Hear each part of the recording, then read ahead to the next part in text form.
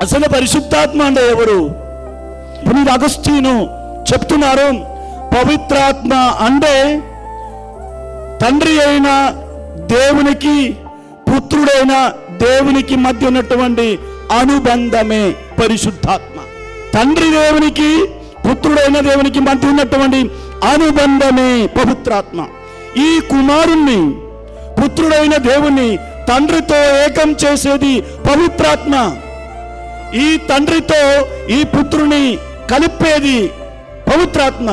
అందుకే పునీత అగస్టీన్ అంటున్నారు, పుత్రుడైన దేవునికి తండ్రి అయిన దేవునితో ఉన్నటువంటి సంబంధానికి ప్రతీక ఆ సంబంధమే, ఆ అనుబంధమే, ఆ ప్రేమానురాగమే పవిత్రాత్మ.